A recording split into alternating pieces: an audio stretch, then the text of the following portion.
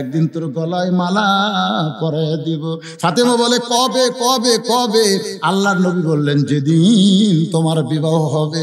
ও ফাতেমা, মেয়েরা কেবলমাত্র এক ব্যক্তির জন্য সাজতে পারবে, এক ব্যক্তির জন্য সাজতে পারবে মা, সেই ব্যক্তি হলো তার স্বামী। স্বামী ছাড়া অন্য কোনো পুরুষের জন্য মেয়েরা সাজতে পারবে না। সেই ফাতেমা খাদিজাতুল কুবরা একদিন নবীর হাত ধরে কাঁদতেছে। রাসূল বলে খাদিজা কাঁদো কেন? বলে হুজুর 63 বছর বয়স হয়ে গেল, যে কোনো সময় আমার মৃত্যু হবে, মরার আগে আমার কি খুশির খবর নাই? আল্লাহ রাসূল বলেন আমার কাছে আসো, তোমাকে খুশির খবর দেই। এই দুনিয়াতে 10 জন পুরুষকে আল্লাহ জান্নাতের সার্টিফিকেট দিচ্ছে, 10 জন নারীকেও আল্লাহ জান্নাতের সার্টিফিকেট দিচ্ছে। খাদিজা বলে হুজুর 10 জন নারীকে কাকে কাকে আল্লাহ জান্নাতের সার্টিফিকেট দিল? আল্লাহ রাসূল বললেন পুরুষের মধ্যে 1 নম্বর হলো আবু বকর, আর নারীদের মধ্যে 1 নম্বর হলো খাদিজাতুল কুবরা। যেই কইছে 1 নম্বর জান্নাতি খাদিজাতুল কুবরা, সঙ্গে সঙ্গে মা খাদিজা লাভ দৌড়ে মুস্কি মুস্কি হাসতেছে। রাসূল বলে খাদিজা আনন্দ তো ভালোই লাগতেছে। বলে হুজুর 1 নম্বর জান্নাতি। আল্লাহ রাসূল বলে খাদিজা আপনি যদি 1 নম্বর জান্নাতি হন, তাহলে 2 নম্বর জান্নাতি মেয়ে কে হবে? খাদিজা পুরুষের মধ্যে 2 নম্বর ওমর, 3 নম্বর ওসমান, 4 নম্বর আলী, তাহলে মেয়েদের মধ্যে 1 নম্বর খাদিজা হয়েছে, 2 নম্বর কে হলে ভালো হয়? খাদিজা বলে নবী গো 2 নম্বর আমার কলিজার টুকরা ফাতেমা হইলে ভালো হয়। আল্লাহর নবী বলেন খাদিজা আল্লাহ আপনার পেট থেকে 4টা মেয়ে দিয়েছে। জোরে কোন কয় মেয়ে? 4টা মেয়ে দিয়েছে। রোকেয়া, জয়নাব, কুলসুম আর ফাতেমা। আপনি রোকেয়া, জয়নাব, কুলসুমার কথা বাদ দিয়ে আপনি ফাতেমার 2 নম্বর হওয়ার কথা কেন বলতেছেন? খাদিজা মুস্কি মুস্কি হাসে বলে নবী গো আপনি হলেন বাবা, আপনি বুঝবেন না, আপনি বুঝবেন না। কারণ বাবা আনন্দে মাতিয়া সাগরে ভাসাইয়া সেই যে চইলা যায় খবর লয় না। মাজন ধরিয়া উদরে কতই কষ্ট করে, 10 মাস পরে হয় প্রসবের বেদনা। এমন দরদি ভাবে কেউ হবে না আমার মা গো। আমার 4টা মেয়ের মধ্যে ফাতেমা যখন আমার পেটে ছিল আমি তখন বুঝতে পেরেছি, ফাতেমা যখন প্রসব হয়েছে তখন আমি বুঝতে পেরেছি ফাতেমা যেমন তেমন কোনো মেয়ে নয়। সুবহানাল্লাহ কন না কে? আল্লাহ রাসূল বললেন খাদিজা আপনার কথা আল্লাহ বলা যাচ্ছে না। খাদিজা বললেন হুজুর কেন? রাসূল বললেন তুমি হইলে 1 নম্বর জান্নাতি। খাদিজা আপনি হলেন 1 নম্বর জান্নাতি, কিন্তু আপনার ফাতেমা তো জান্নাতি নয়। খাদিজা দৌড়ে এসে নবীর মুখ ধরে বলতে যে হুজুর ফাতেমা যদি জান্নাতি না হয় তাহলে ফাতেমার খবর কি? রাসূল বললেন জান্নাতি নারীদের নেত্রী। আপনার তো সুবহানাল্লাহ বলেন বারে, কিন্তু খাদিজা তো সুবহানাল্লাহ পায় না। আল্লাহ রাসূল বলেছেন প্রত্যেকটা অভিভাবককে আল্লাহ রাখালের দায়িত্ব দিয়েছে। সুবহানাল্লাহ কবেন না? প্রত্যেকটা অভিভাবককে আল্লাহ কিসের দায়িত্ব দিয়েছে? এখন আপনি হয়তো ভাবতেছেন হুজুর আমি তো অভিভাবক কিন্তু আমার তো গরু ছাগল নাই, আমি কিসের রাখালি করব? আপনি চোখ বন্ধ করে দেখেন আছে, চোখ বন্ধ করেন। 45 বছরের একটা গাভী আছে, 22 বছরের একটা আঁড়িয়া আছে, দেখেন চোখ বন্ধ করে দেখেন। 17 বছরের একটা বকনা আছে, দেখেন না কেন, ভালো করে দেখেন। 45 বছরের গাভী হলো আপনার বউ, মাঝে মধ্যে ভারতের স্টার জলসা দেখে, ধরে কোন কথা ঠিক না? আর 22 বছরের আড়িয়া হলো আপনার ছেলে, স্কিন প্যান্ট পরে রাস্তাঘাটে ঘুরে ডানায় পেশাব করে। আর 17 বছরের বকনা হলো আপনার মেয়ে, প্লাজো টাকনোর উপরে বলে হাই হিল পরে কিল কিল কিল কিল করে। এই 3টার উপর আপনার রাখালি করার দায়িত্ব আছে না নাই? ধরে কোন আছে না? আছে। আল্লাহর নবী কেমন রাখাল ছিলেন? ঘরের মধ্যে ঢুইকা দেখে 9 বছরের ফাতেমা হাতের মধ্যে চুরি দিয়া মুস্কি মুস্কি হাসতেছে। 9 বছরের মেয়ে হাতে চুরি দিয়ে মুস্কি মুস্কি হাসে। নবী ঘরের মধ্যে ঢুকলেন না। ফাতেমা চমকে গেল, যেই বাবা ঘরের মধ্যে ঢুকে আমাকে মা মা বলে আদর করে সেই বাবা কেন ঘরের মধ্যে ঢুকলো না? বাহিরে গিয়ে দেখে বারান্দায় নবীর চোখ দিয়ে দর দর করে পানি পড়তেছে। ফাতেমা বলে, বাবা কি দুঃখ গো আপনার মনে, এমন করে আপনি কেন কাঁদতেছেন? রাসূল বলে, ফাতেমা যে দুনিয়াতে সাজবে মা, আল্লাহ তার আখিরাতের শ্বাস কমায়া দিবে। শুধু এইটুকু বলেছে, সঙ্গে সঙ্গে ফাতেমা হাতের চুড়ি খুলে মাটি ফাইলা দেয়। নবী দৌড়ে গিয়ে চুড়ি দুইটা করে জামার পকেটের মধ্যে ঢুকায়। ফাতেমা বলে, বাবা যেই চুড়ি হাতে দেওয়ার কারণে আপনি ঘরে ঢুকলেন না, সেই চুড়ি ফাইলা দিলাম, আপনি কুড়ে পকেটের মধ্যে কেন ঢুকাইলেন? রাসূল বলে, ফাতেমা তুই আমার কাছে আয় রে মা। যেই ফাতেমা কাছে আইছে, নবী ফাতেমার হাতে একটা চুমা দেয়, কপালে একটা চুমা দেয়, বলে, ফাতেমা এই দুইটা চুড়ি আমি যত্ন করে রাইখা দিলাম মা, একদিন তোর কানে তোর নাকে নাকফুল পরায় দিব, একদিন তোর কানে কানের দুল পরায় দিব, একদিন তোর গলায় মালা পরায় দিব। ফাতেমা বলে, কবে কবে কবে? আল্লাহর নবী বললেন, যেদিন তোমার বিবাহ হবে। ও ফাতেমা, মেয়েরা কেবলমাত্র এক ব্যক্তির জন্য সাজতে পারবে, এক ব্যক্তির জন্য সাজতে পারবে মা, সেই ব্যক্তি হলো তার স্বামী। স্বামী ছাড়া অন্য কোনো পুরুষের জন্য মেয়েরা সাজতে পারবে না। সেই ফাতেমা খাদিজাতুল কুবরা একদিন নবীর হাত ধরে কাঁদতেছে। রাসূল বলে, খাদিজা কান্দো কেন? বলে, হুজুর 63 বছর বয়স হয়ে গেল, যে কোনো সময় আমার মৃত্যু হবে, মরার আগে আমার কি খুশির খবর নাই? আল্লাহ রাসূল বলেন, আমার কাছে আসো, তোমাকে খুশির খবর দেই। এই দুনিয়াতে 10 জন পুরুষকে আল্লাহ জান্নাতের সার্টিফিকেট দিচ্ছে, 10 জন নারীকেও আল্লাহ জান্নাতের সার্টিফিকেট দিচ্ছে। খাদিজা বলে, হুজুর 10 জন নারীকে কাকে কাকে আল্লাহ জান্নাতের সার্টিফিকেট দিল? আল্লাহ রাসূল বললেন, পুরুষের মধ্যে 1 নম্বর হলো আবু বকর, আর নারীদের মধ্যে 1 নম্বর হলো খাদিজাতুল কুবরা। যেই কইছে 1 নম্বর জান্নাতি খাদিজাতুল কুবরা, সঙ্গে সঙ্গে মা খাদিজা লাভ দৌড়ে মুস্কি মুস্কি হাসতেছে। রাসূল বলে, খাদিজা আনন্দ তো ভালোই লাগতেছে। বলে, হুজুর 1 নম্বর জান্নাতি। আল্লাহ রাসূল বলে, খাদিজা আপনি যদি 1 নম্বর জান্নাতি হন, তাহলে 2 নম্বর জান্নাতি মেয়ে কে হবে? খাদিজা, পুরুষের মধ্যে 2 নম্বর ওমর, 3 নম্বর ওসমান, 4 নম্বর আলী, তাহলে মেয়েদের মধ্যে 1 নম্বর খাদিজা হয়েছে, 2 নম্বর কে হলে ভালো হয়? খাদিজা বলে, নবী গো 2 নম্বর আমার কলিজার টুকরা ফাতেমা হইলে ভালো হয়। আল্লাহর নবী বলেন, খাদিজা আল্লাহ আপনার পেট থেকে 4টা মেয়ে দিয়েছে। জোরে কোন কয় মেয়ে? 4টা মেয়ে দিয়েছে, রুকিয়া, জয়নাব, কুলসুম আর ফাতেমা।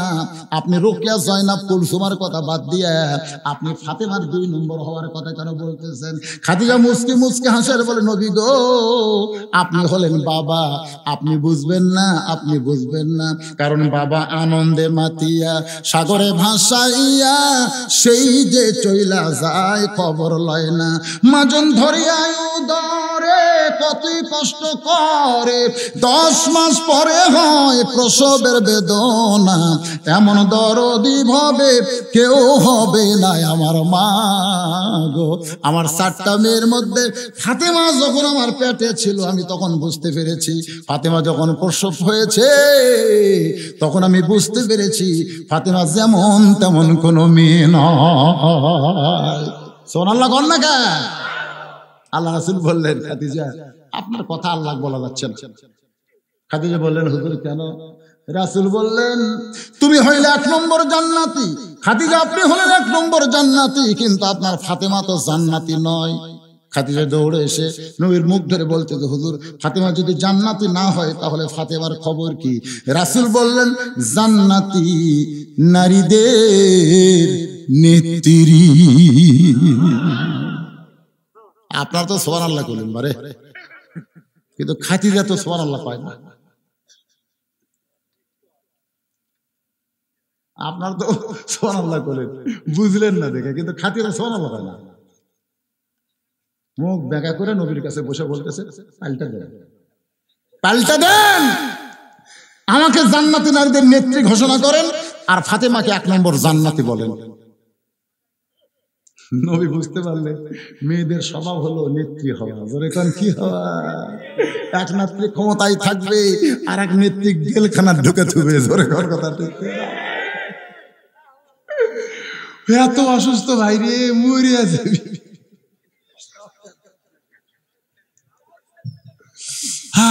গোটা পৃথিবীর সমস্ত মানবতা, হ্যাঁ, জামিনদারেরা চিঠি দিচ্ছে, এরা কি রে, মরিয়া যাচ্ছে।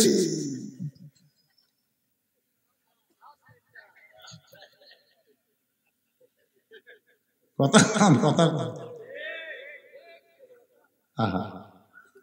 এবারে কি হচ্ছে? বসি চৌটি চোরকে পরিচয় আপনারা এখনো পাননি। এতক্ষণ ওয়াজ শোনার পর মালগুলো বুঝতে পারতেছেন না, এরা কোন পেটের থেকে বাড়াছে বুঝতে পারতেছেন না।